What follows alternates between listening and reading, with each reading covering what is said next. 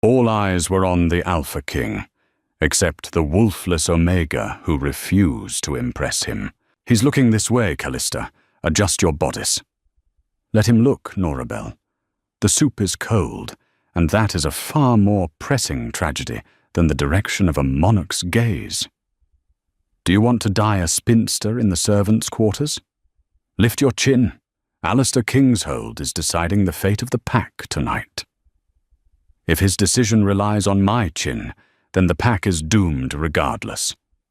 Callista didn't blink. She didn't shift, while every heart in the grand hall hammered a frantic rhythm for the Alpha King. Callista simply picked up her spoon, blew gently on the broth, and turned the page of the book hidden in her lap. A suffocating cocktail of expensive perfume and predatory instinct filled the grand hall of the lunar summit, turning the vast space into a dizzying vortex of noise. It smelled of desperation, expensive perfumes masking the musk of ambitious she-wolves, the metallic tang of anxiety, and the overwhelming, ozone-thick scent of power radiating from the throne. Alistair Kingshold sat there like a statue, carved from obsidian and gold. He was bored. It was a dangerous, predatory boredom that made the air around him feel thin. He was the alpha of alphas, the king of the united packs, a man whose wolf was rumored to be large enough to crush a carriage in its jaws. His eyes, a startling electric violet, swept over the sea of women presented before him. They preened. They giggled. They arched their backs to accentuate their curves, desperate for a mate, or at least a mistress's contract. And then there was the girl in the grey wool dress. She was seated at the far end of the lowest table, the one reserved for the unfavoured, the Omegas, the weak-blooded, and the servants. In a room exploding with colour, scarlet silks, emerald velvets, sapphires dripping from throats, she was a smudge of ash. "Who is that?" Alistair's voice was a low rumble, barely audible over the music, yet Victor Hollowheart, his Grand Vizier, heard it instantly. Victor, a man whose smile always looked like a grimace of pain, followed the king's gaze. He squinted. "That? A nobody, sire. Callista of the lowlands. A tragedy of genetics. Wolfless. She has no inner spirit. She is essentially human, kept only because her father was a decorated soldier before his passing." Alistair leaned forward, the gold chains on his chest clinking softly. "She hasn't looked at me once." It was true. For the last hour, while Leocadia, the Duke's daughter, had practically performed a mating dance in front of the dais, and Miralyn had, accidentally, tripped to showcase her vulnerability, the girl in grey had been eating soup and reading. "She knows her place, my king," Victor said smoothly, though his eyes narrowed. A wolfless wretch would not dare meet the gaze of the apex. "No," Alistair corrected, his nostrils flaring slightly. "It isn't fear. I can smell fear. The room reeks of it. She smells like old paper and rainwater. There is no adrenaline in her blood." Down at the table, Callista felt the weight of the room shift, but she refused to acknowledge it. She turned the page of The Theoretical History of Lycanthropy. The soup really was tepid, a culinary crime in her opinion. "Callista," hissed Norabel, her cousin, who was wearing a dress 3 sizes too tight in a shade of pink that offended the eyes. "Stop reading. The king is whispering to Lord Hollowheart. They are looking at us." "They are looking at you, Norabel," Callista lied effortlessly, dipping a piece of stale bread into the broth. "You look like a strawberry tart. Men like tarts. You are impossible. You are an embarrassment to the family name." "I have no wolf, Norabel. Therefore I have no family name to embarrass. I am just the furniture." Suddenly, the music stopped. The heavy oak doors at the front of the hall slammed open, and a hush fell over the crowd. The presentation was beginning. This was the moment the high-born females would release their scents, a magical, chemical display intended to entice the king's inner wolf. Leocadia stepped forward first. She was stunning, a vision in crimson with hair like spun gold. She closed her eyes and released her aura, the room filled with the scent of wild roses and blood, a powerful, intoxicating mix. Alistair didn't flinch. He waved a hand, dismissing her. Marilyn was next. Vanilla and spice. Dismissed. Dama Crestfall, a dark beauty from the northern clans, stepped up. Pine Needles and Frost. Dismissed. The tension in the room grew suffocating. The king was rejecting the finest lineages in the kingdom. His irritation was becoming palpable, a physical weight pressing down on everyone's shoulders. The weaker wolves began to whine, their instincts forcing them to bare their throats in submission to his rising anger. Callista sighed, closing her book. Great, she thought. Now he's going to have a tantrum, and we'll be locked in here for another hour. She stood up. It wasn't a challenge, it was purely practical. She intended to slip out the back service door while everyone was paralyzed by the king's mood. She grabbed her empty bowl, intending to drop it at the scullery on her way out. Clink.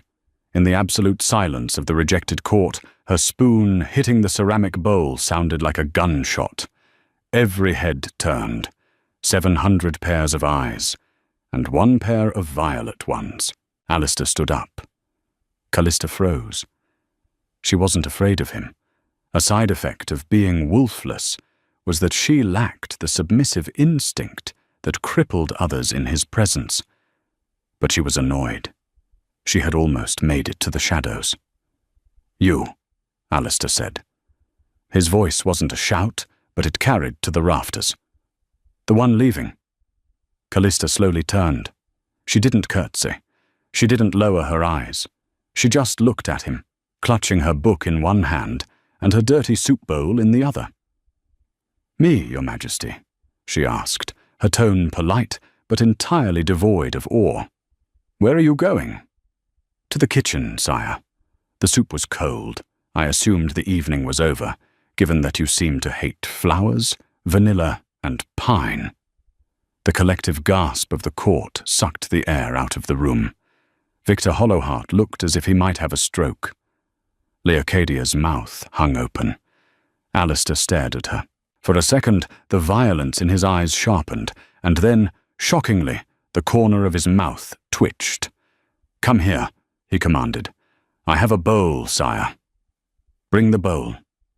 Callista hesitated, then walked up the long center aisle.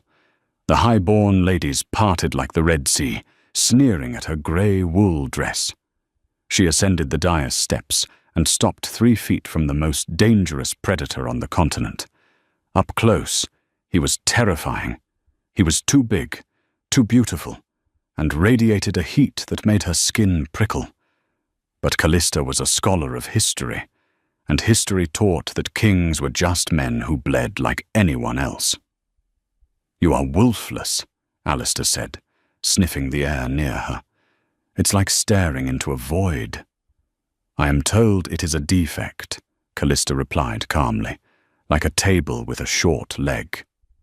And yet, Alistair stepped closer, invading her personal space. You are the only one in this room whose heart isn't trying to escape their ribs. Why? Because I have nothing you want, Alistair Kingshold, she said, using his full name, a treasonous offense. I am not beautiful. I have no magic. I cannot give you strong airs. I am just a girl who likes her soup hot and her books quiet. You have no power over someone who desires nothing from you. The king stared at her for a long, agonizing minute. The court held its breath, waiting for the execution. What book is it? He asked softly.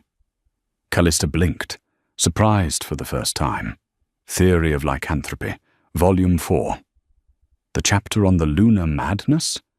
No, the chapter on the failure of the alpha bloodline due to inbreeding and arrogance.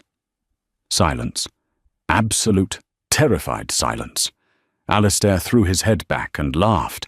It was a booming, genuine sound that shook the dust from the chandeliers. "Get her fresh soup," the king roared to the terrified servants. "And bring a chair. She sits with me." The scandal of the Unity Feast had morphed into a week-long crisis. The wolfless wench, as the court now called her, had dined with the king. They hadn't danced, they hadn't flirted. They had debated history and politics, while the eligible bachelorettes stood by the walls, wilting like neglected flowers. Callista, however, had no interest in being a favourite.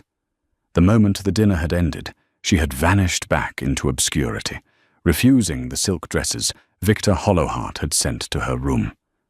Now she sought refuge in the only place that made sense: the royal archives.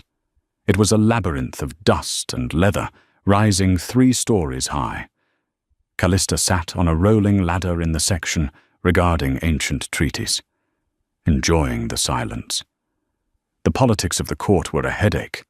The logic of the archives was soothing. You are hard to find. Callista didn't jump, but she did close her eyes briefly in resignation. She looked down. Alistair was standing at the bottom of her ladder. He wasn't wearing his crown or his ceremonial armor today. He was in a simple black shirt, the sleeves rolled up to reveal forearms scarred from countless battles. He looked less like a king and more like a soldier who had lost his way. "I am not hiding, sire," she said, looking down at him. "I am researching." "Researching what? How to insult more dignitaries?" "I didn't insult them. I merely pointed out that Duke Crestthorne's taxation policy is mathematically unsustainable. He wanted to challenge you to a duel." "And I would have won," Callista said, climbing down the ladder. "He relies on brute force. I would have simply put a banana peel on the stairs." Alistair chuckled, leaning against a mahogany table. The dynamic between them was strange.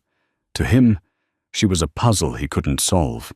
To her, he was a distraction. "Why are you here, Alistair?" She dropped the honorifics again. They felt heavy in the quiet library. "My advisors are driving me mad," he admitted, running a hand through his dark hair. "Victor wants me to marry Leocadia to secure the southern borders. The council wants me to marry Dharma to secure the northern iron mines. Every conversation is a transaction." "That is the price of the crown," Callista said, placing a stack of books on the table. "You are not a man. You are a commodity. A very expensive stud horse." Alistair's eyes flashed dangerous violet. He moved with a blur of speed, pinning her against the bookshelf. It wasn't violent, but it was dominant. His hands rested on the shelves on either side of her head, caging her in. "Careful, little Omega," he growled, his voice dropping an octave. "I am still a wolf. I do not like being mocked." Callista looked up at him. She could feel the heat radiating from his chest. She could smell the scent of him. Firewood, snow, and something sharp like steel.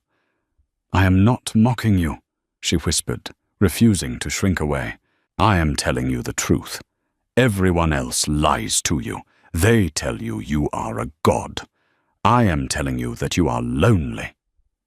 The anger drained out of him, replaced by a stark, naked vulnerability that terrified her more than his rage. He leaned in, his nose brushing against her jawline. He inhaled deeply, searching for a scent that wasn't there. "Why are you empty?" he murmured. "It drives my wolf insane. I can't read you. I can't feel your emotions.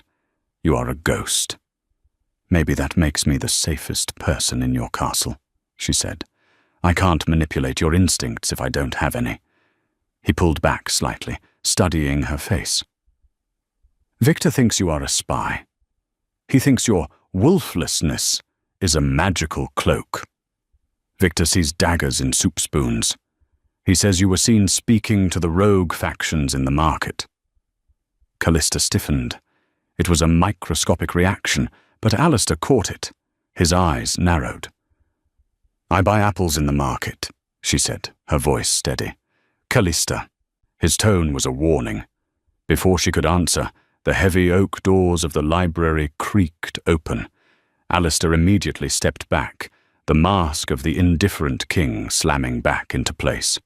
It was Leocadia, followed closely by Miralyn. They stopped, their eyes darting from the king to Callista, realizing they had interrupted an intimate moment. "Your Majesty," Leocadia purred, dropping into a deep curtsy that displayed ample cleavage. "We have been searching for you. The hunt is about to begin." Alistair looked at Callista one last time. His eyes were full of questions she had no intention of answering. "I will be there," Alistair said coldly to Leocadia. Then he looked at Callista. "And so will she." "Me?" Callista blurted. "I don't hunt. I trip over tree roots." "Then you can watch," Alistair commanded. "I want you in the procession." He swept out of the room, his cape billowing behind him. Leocadia lingered for a moment, glaring at Callista with eyes that promised a slow and painful death. "You are playing a dangerous game, servant," Leocadia hissed. "He will grow bored of your novelty. And when he does, I will be the one to clean up the mess." "If you clean as well as you curtsy, Leocadia," Callista replied dryly, "you'll miss all the dirt in the corners." The royal hunt was a barbaric display of masculinity that Callista despised. The forest edge was lined with viewing pavilions draped in silk, where the court drank wine and wagered on which stag the king would bring down. Callista sat in the corner of the main pavilion, trying to make herself invisible. It wasn't working. The invitation from the king had put a target on her back the size of the moon. "Wine, Lady Callista." The voice was oily. Callista looked up to see Victor Hollowheart standing over her. He held a crystal goblet, the red liquid sloshing against the rim. "Water is fine, Lord Hollowheart." "Oh, come now. Celebration is in order.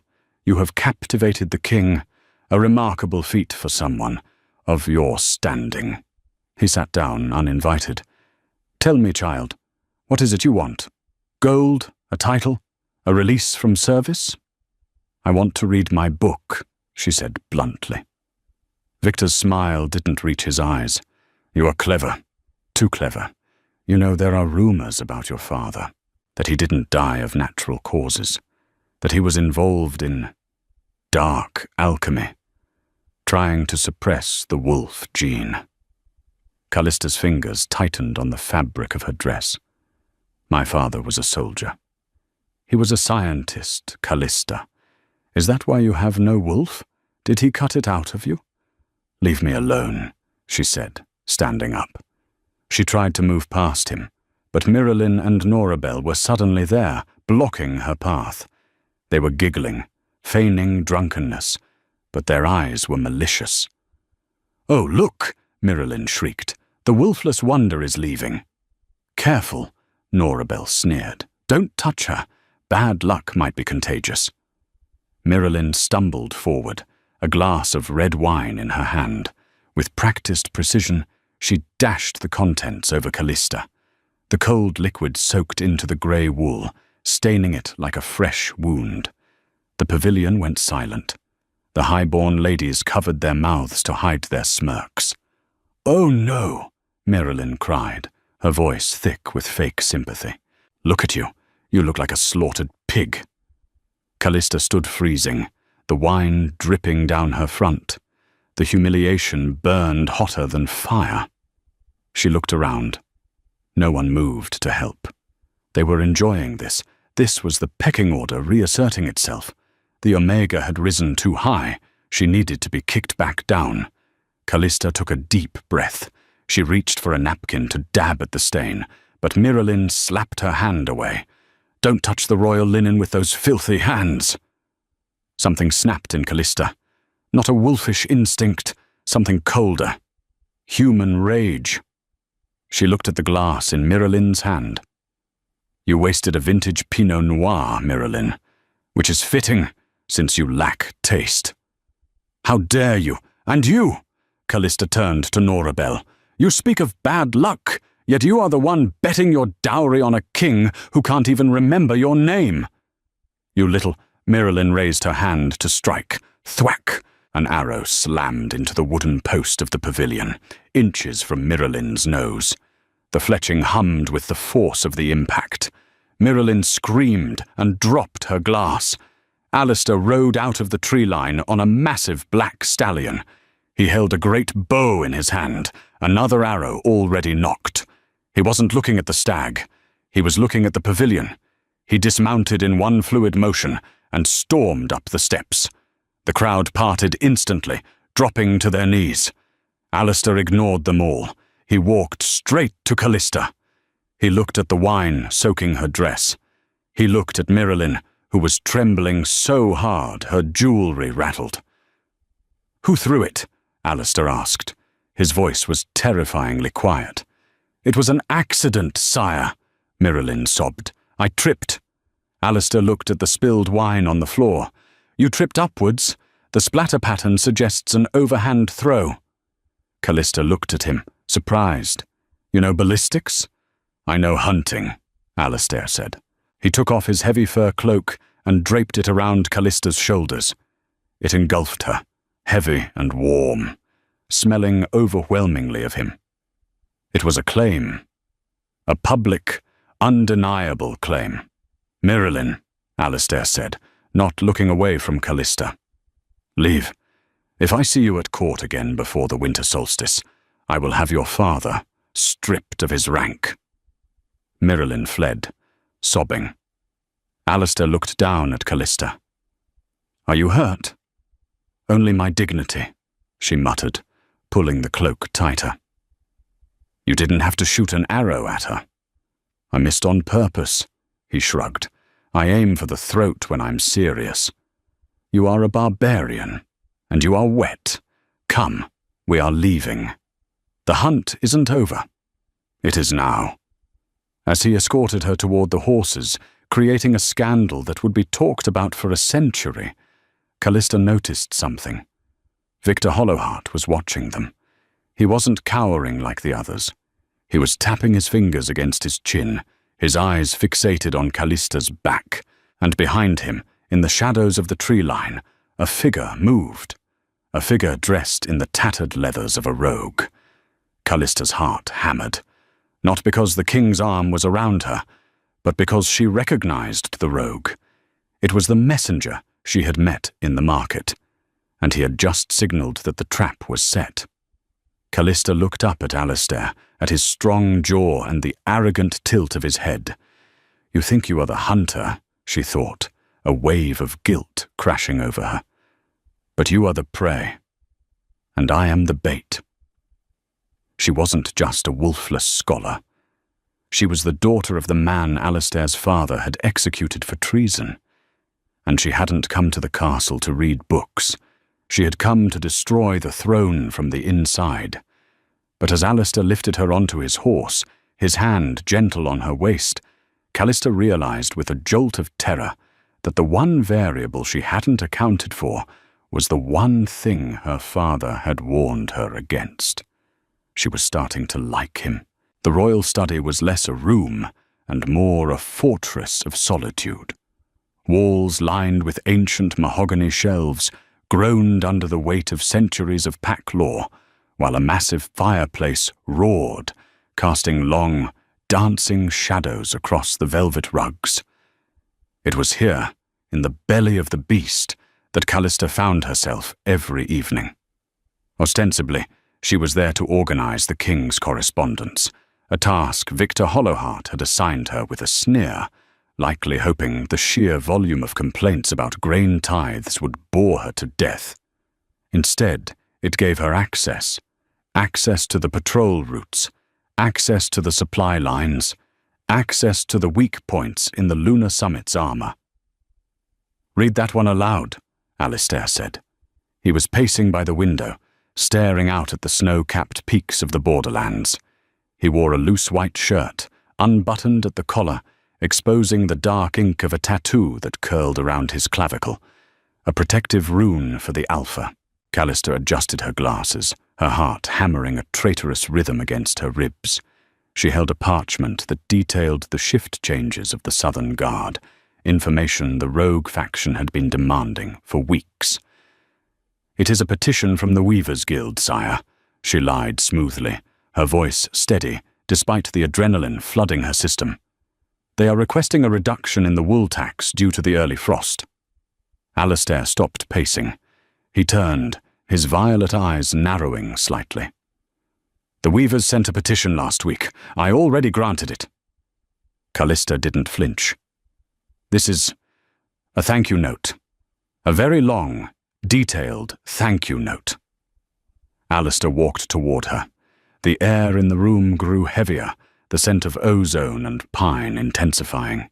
He moved with the predatory grace of a jungle cat, silent and terrifyingly efficient. He stopped behind her chair, leaning over her shoulder. His chest brushed against her back, sending a jolt of electricity through her that had nothing to do with fear, and everything to do with the inconvenient fact that the man she was sworn to destroy smelled like home. "You are a terrible liar, Callister," he murmured, his breath hot against her ear. She froze. "He knows." "It's not a thank you note," he continued, reaching down to tap the parchment. "That is the report from General Kalen regarding the rogue incursions." He hadn't seen the text. He had smelled the ink. General Kalen used a specific iron gall ink that smelled faintly of rust. Callister let out a breath she didn't know she was holding. I apologize. I didn't want to worry you. The report says the incursions have stopped." "Stopped?" Alistair scoffed, walking around the desk to sit on the edge of it, facing her. "Rogues don't stop. They wait. They are wolves without a pack, driven by madness and hunger. They are planning something. Maybe they are just hungry," Callister said quietly. "Maybe they aren't mad.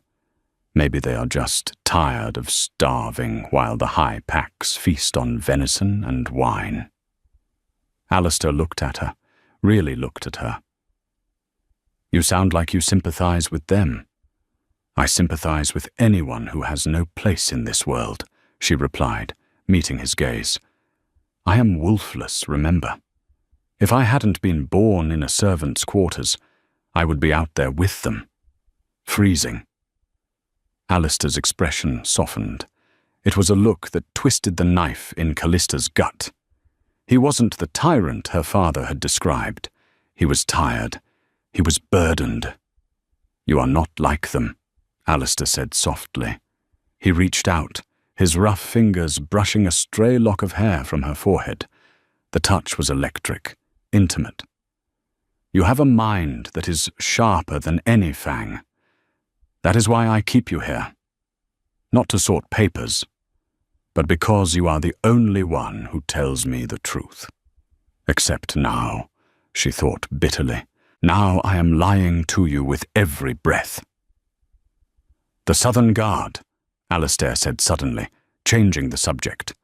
"I am doubling the patrol there tonight. My wolf feels restless about that sector." Callister's blood ran cold. The southern sector was where the rogues were planning to breach. If Alistair doubled the guard, her contacts would walk into a slaughter. She had to stop him. "The south is a decoy," she blurted out. Alistair paused. "Explain."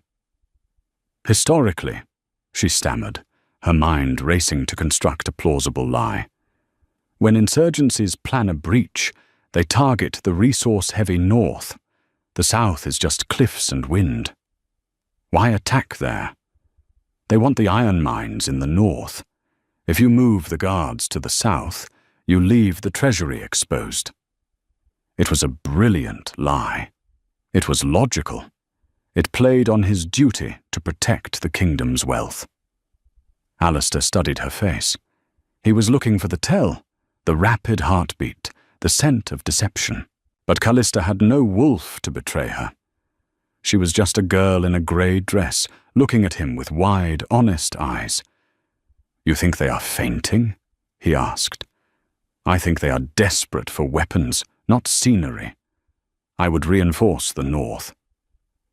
Alistair was silent for a long moment. Then he nodded. "You have a strategist's mind, Callista." "Very well. I will move the auxiliary units to the north."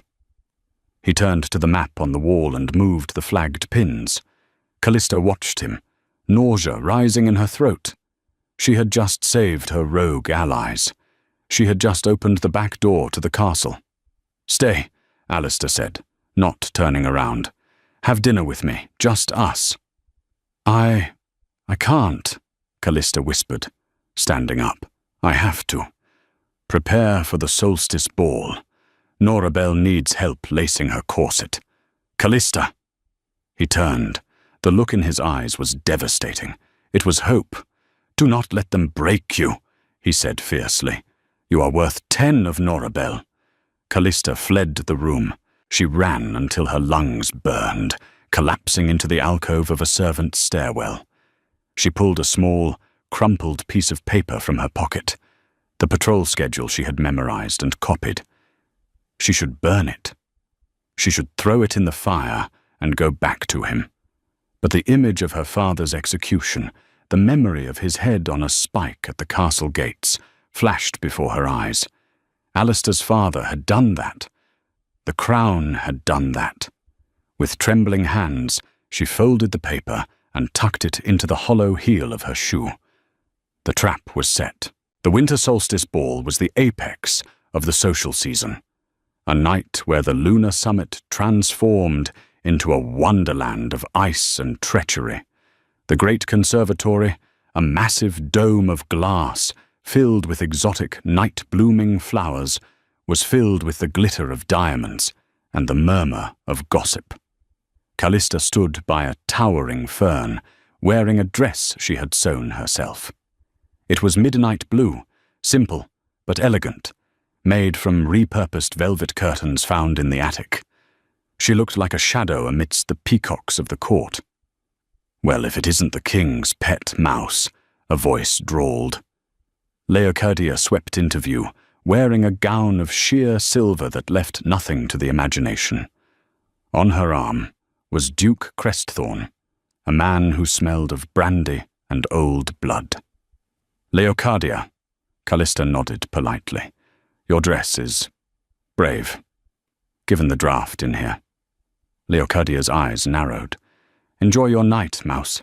I hear the king is announcing his betrothal tonight, and I doubt he'll choose a girl who smells like old library books." "Better books than desperation," Callista replied calmly. Leocadia stepped forward, her claws extending slightly, a breach of etiquette, but the Duke merely laughed. "You have a sharp tongue. Shame you have no wolf to back it up. Without a wolf, you are just meat." "Ladies," a deep voice rumbled. The crowd parted. Alistair appeared. He was magnificent in formal black ceremonial armor, a cape of white wolf fur cascading from his shoulders. A silver crown sat upon his brow, but it was his eyes that commanded the room. He didn't look at Leocadia. He walked straight to Callista. "You look," he said, his voice rough, "like the night sky." Callista felt a blush heat her cheeks. "And you look like you'd rather be fighting a bear."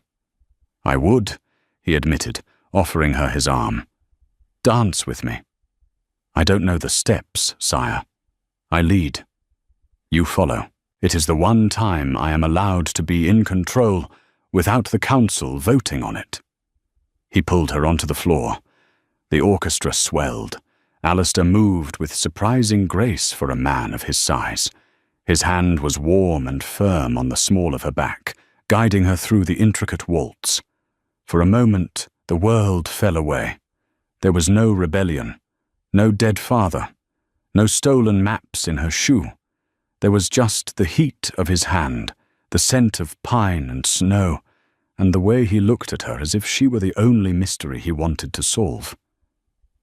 "I moved the guards to the north," he whispered, pulling her close for a turn.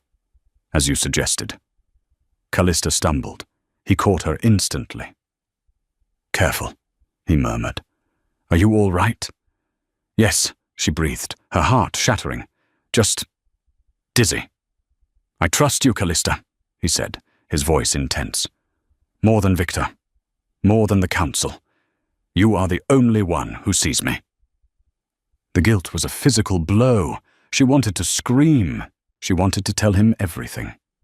Clink, clink. A waiter walked by with a tray of champagne.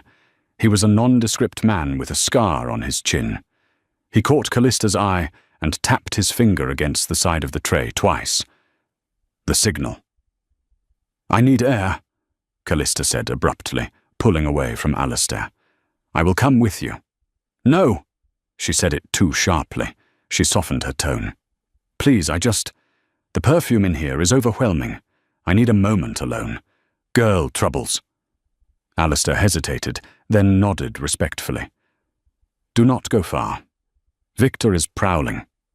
Callista turned and walked toward the side exit of the conservatory, leading to the snowy gardens. She grabbed a glass of champagne from the scarred waiter as she passed. "The napkin," she whispered. The waiter slipped a folded napkin into her hand under the glass. "The drop is at the fountain. Midnight." Callista walked out into the cold night air. The snow crunched under her velvet slippers. She reached the stone fountain, frozen in a cascade of ice. She looked at the napkin. Inside was a small vial of clear liquid. Poison. No, the resistance didn't use poison. It was a sleeping draught for the guards at the inner gate. She was supposed to pour it into the guard's wine barrel. She stood there, the vial in her hand, the map in her shoe, and the king's trust heavy on her soul. A beautiful night for treason. Callista spun around. Victor Hollowheart stood in the shadows of a cypress tree. He wasn't smiling. He held a cane topped with a silver wolf's head, and behind him stood 2 royal guards. "I don't know what you mean," Callista said, her hand closing tight around the vial. "Oh, I think you do." Victor stepped into the moonlight. "I have watched you, Callista. I watched you in the library. I watched you in the study. And I watched you dance with him. You are in love with him, aren't you?" "That is absurd." "Is it? Then why are you hesitating?" Victor pointed his cane at the vial in her hand. "That isn't for the guards. That is for the Alpha. A suppressant, to weaken his wolf so your friends can kill him." "No," Callista gasped. "They said no killing. They said they just wanted leverage, a hostage negotiation." Victor laughed, a dry, rattling sound. "Oh, child, you are smart with books, but you are an idiot with war. There is no negotiation with Alphas. There is only dominance or death. Your friends are coming to slaughter us all, and you opened the gate." He signaled the guards. "Seize her." "Wait," Callista shouted. "If you knew, why didn't you stop me earlier?" Victor smiled, a cruel, thin thing. "Because, my dear, I needed Alistair to see it. He needs to see his honest little pet betray him. It is the only way to break his fascination with you. I let you do it. I let you move the guards to the north. The south is wide open." Callista's eyes widened in horror. You let the border fall? A small sacrifice." Victor shrugged. "A few dead villagers in the south to save the king from a mongrel whore. A fair trade." He lunged. Callista didn't think. She threw the vial of sleeping draught into Victor's face. The glass shattered. The concentrated liquid splashed into his eyes and mouth. Victor gagged, clawing at his face as the potent magical sedative hit his system instantly. He crumpled to the snow. The guards hesitated, shocked. Callista hiked up her dress and ran. She didn't run toward the gate. She ran back toward the ballroom, back toward Alistair. She had to tell him. She had to save the South. Callista burst into the ballroom, looking like a wraith. Her hair was wild, her hem soaked in snow, her chest heaving. The music stopped. The dancers froze. Alistair was at the head of the room, raising a toast. He saw her and lowered his glass, his brow furrowing in concern. He started to descend the dais. "Callista!" "The south!" she screamed, her voice cracking. "Alistair, it's a trap! They are attacking the south!"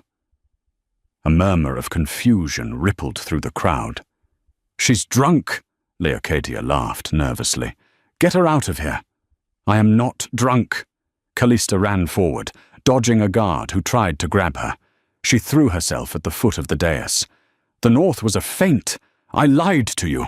I told you to move the guards so they could breach the southern pass!" Alistair stopped. He went very still. The warmth vanished from his eyes, replaced by a terrifying, icy clarity. "You lied?" "Yes. I am the contact," she sobbed, grabbing the hem of his cloak. "My father.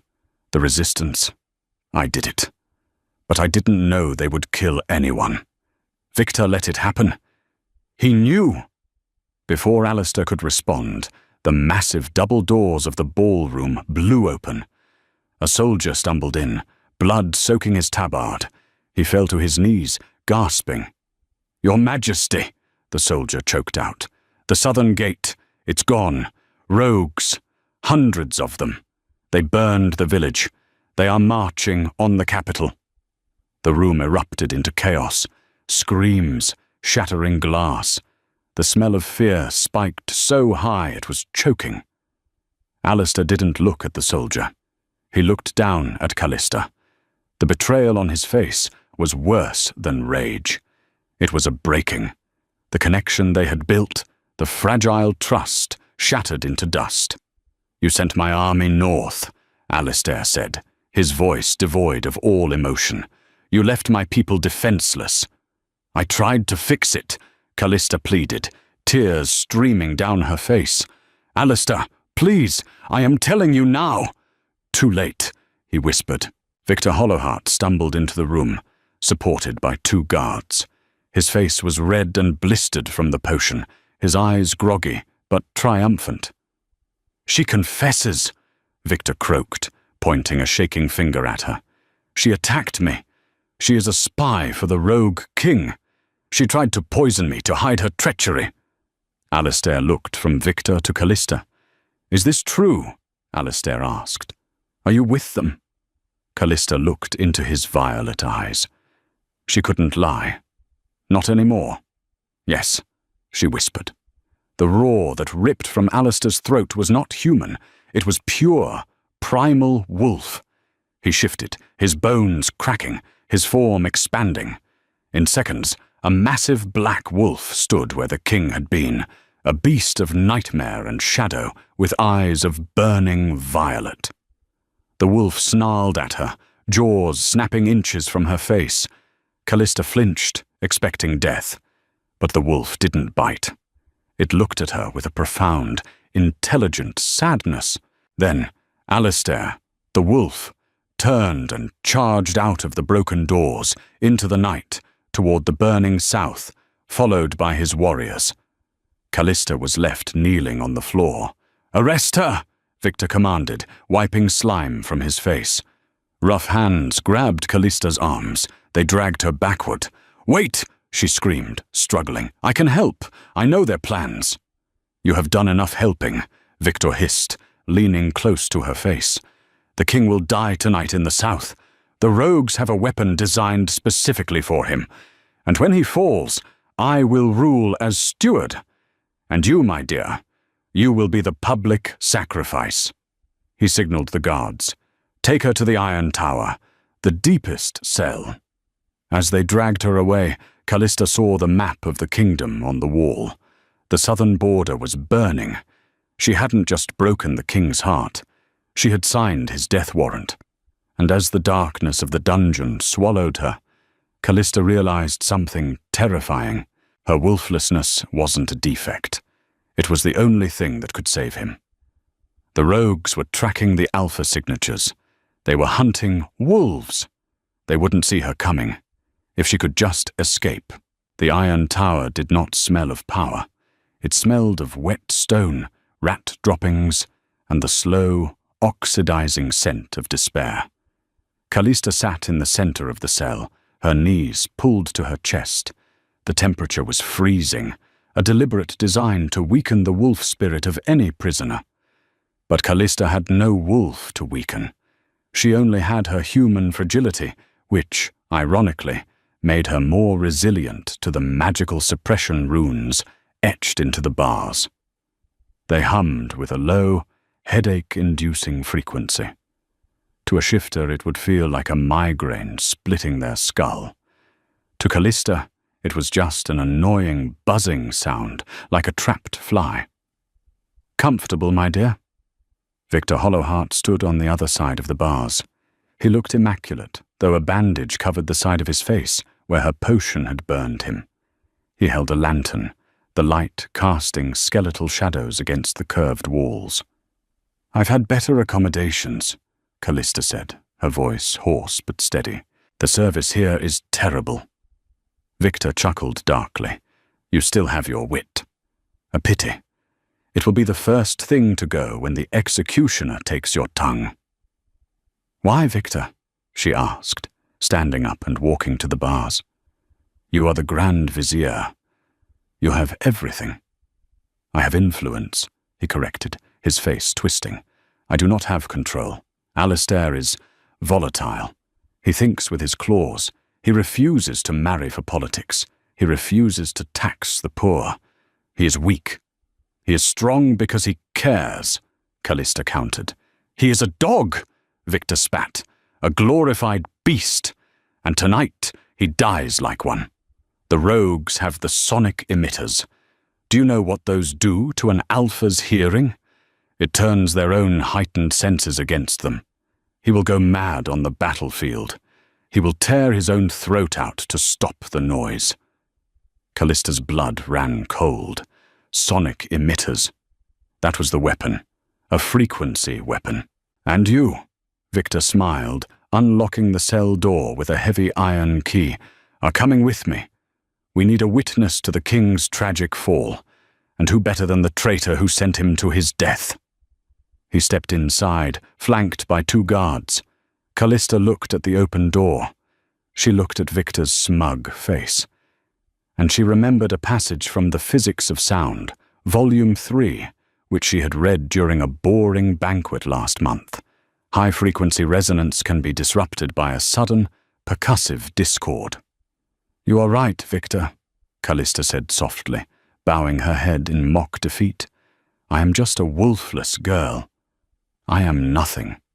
Finally, you admit it." Victor reached out to grab her arm. Callista moved. She didn't have speed, but she had leverage. She grabbed the heavy iron bucket she had been using for water and swung it with every ounce of her strength, not at Victor, but at the suppression rune carved into the stone wall. Clang! The iron bucket hit the magical conduit. The impact shattered the delicate crystal embedded in the stone. The reaction was instantaneous. The magical energy, having nowhere to flow, backfired. A shockwave of raw, ungrounded magic exploded outward.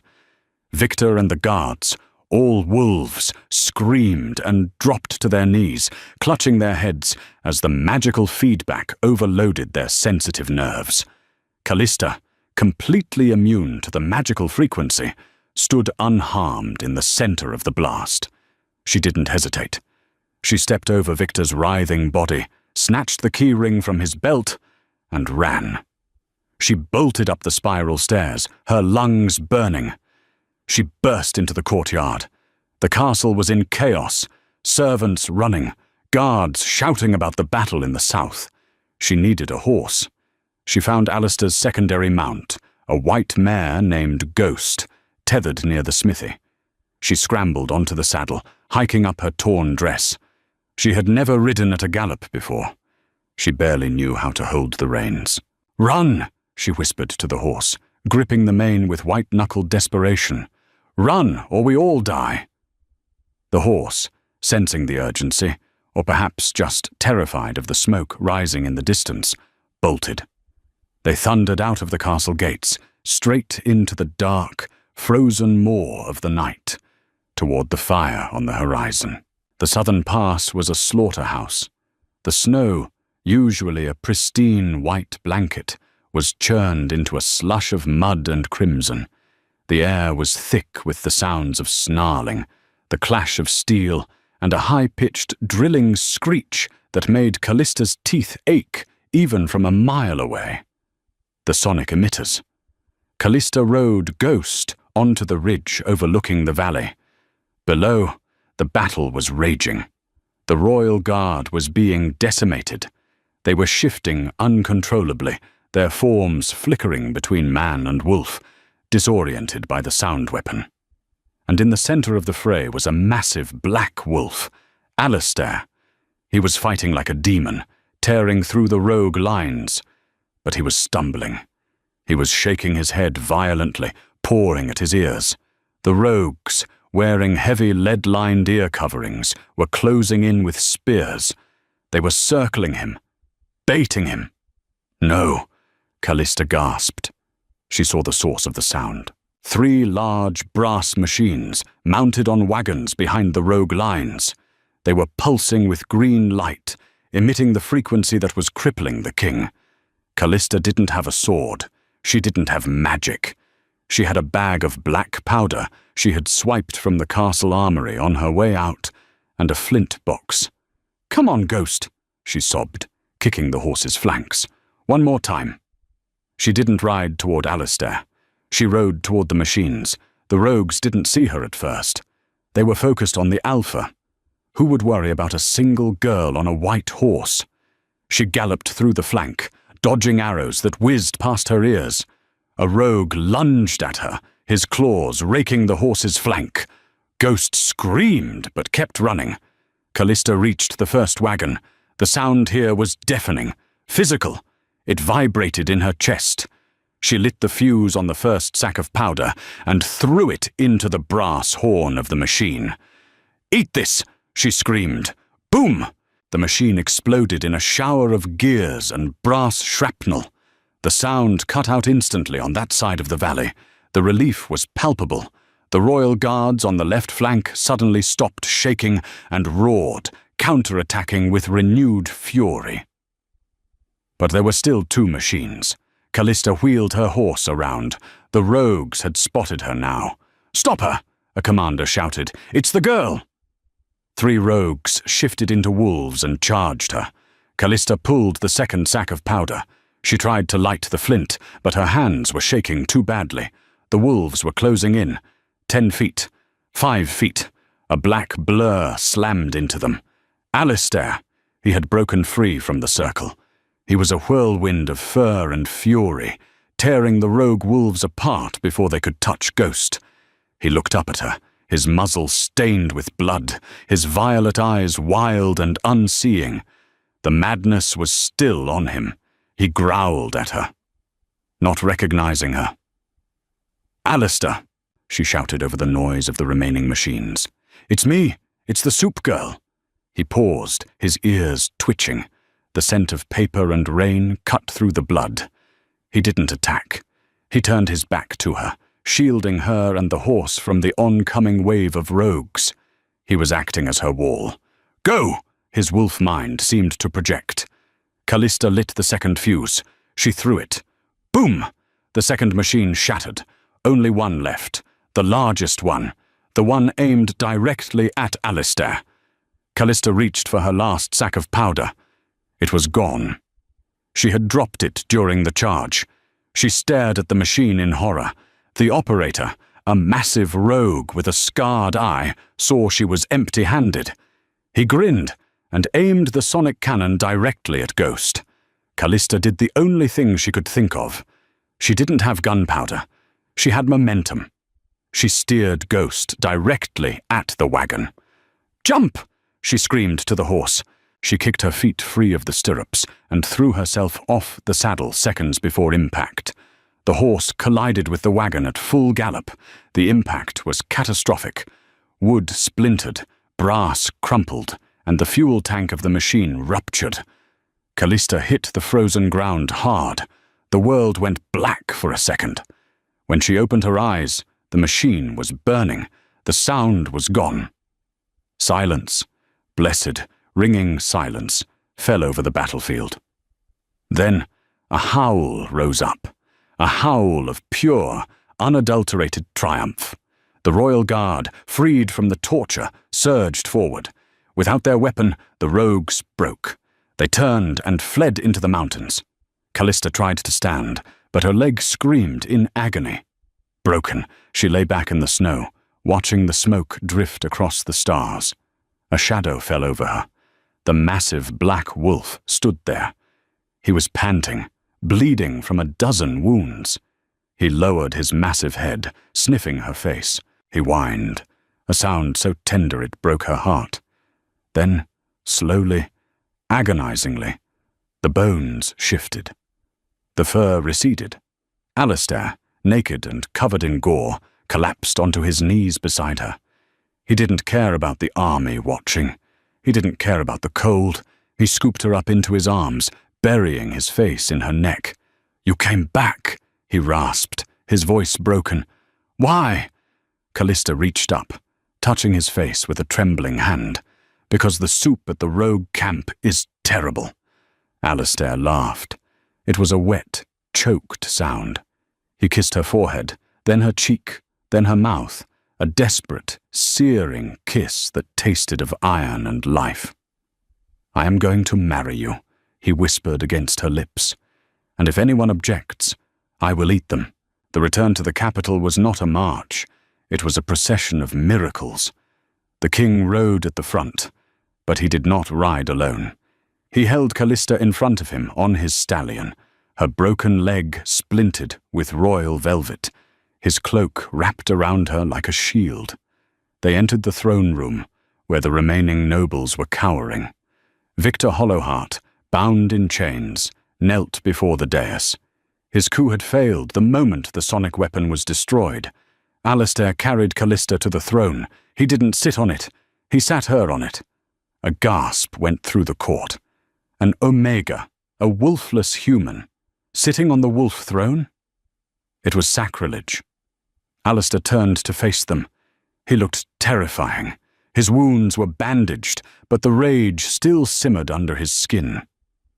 "Victor Hollowheart," Alistair said, his voice echoing off the stone walls.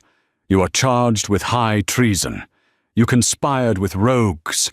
You built weapons to hunt your own kind, and you tried to kill the woman who saved us all." "She is a traitor!" Victor screamed, spitting blood. "She admitted it. She is the daughter of the traitor scientist." "My father," Callista said, her voice cutting through the room from the throne, "was not a traitor. He was a biologist. He discovered that the wolf gene was becoming unstable. He was trying to cure the madness, not cause it. You killed him because he knew the truth, that the pure bloods are dying out." The court murmured. "And as for me," Callista continued, looking at the council, "yes, I gave the rogues the patrol schedules. I opened the gate.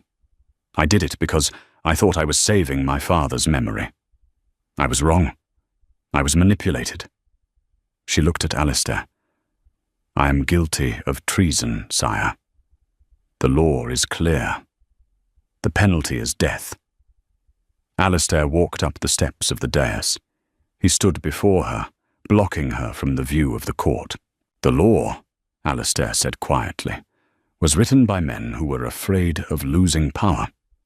He turned to the court. "You want an alpha queen, a woman who can shift and breed strong heirs. Look where that got us. Inbreeding, madness, arrogance." He took Callista's hand. "This woman has no wolf. She has no claws. She has no magic. And yet, she charged a machine that brought an army of alphas to their knees. She saved me when I was a beast. She saved you when you were cowering." He took the crown from his head.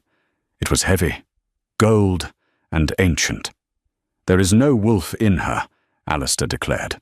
"There is only a lion heart. He placed the crown on her lap.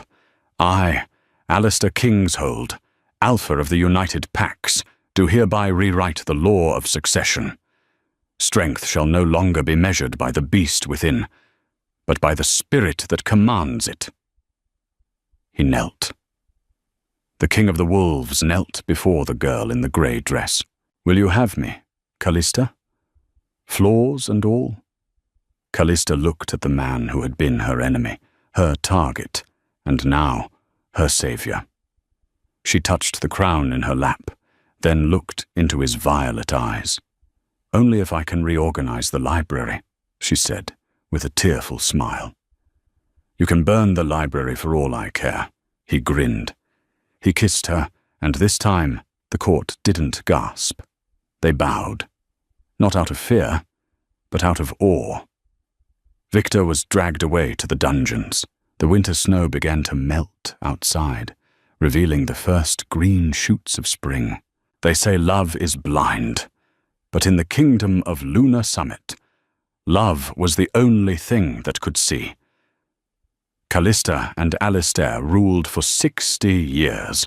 They were known as the Golden Era, not because of their wealth, but because of their peace. Callista never gained a wolf, and Alistair never lost his wildness, but they balanced each other perfectly. The ink and the claw, the silence and the roar. She taught him that power without wisdom is just violence. He taught her that wisdom without action is just cowardice. Together, they proved that you don't need to share a soul to share a heart. And in the end, the Wolfless Omega didn't just impress the Alpha King. She saved him from himself. We all have parts of us that feel wolfless, broken, missing, or not enough. But remember, it is often our cracks that let the light in, and our differences that make us the only ones capable of saving the day. If you enjoyed this story of defiance and destiny, please like, share, and subscribe for more tales where the underdog takes the crown.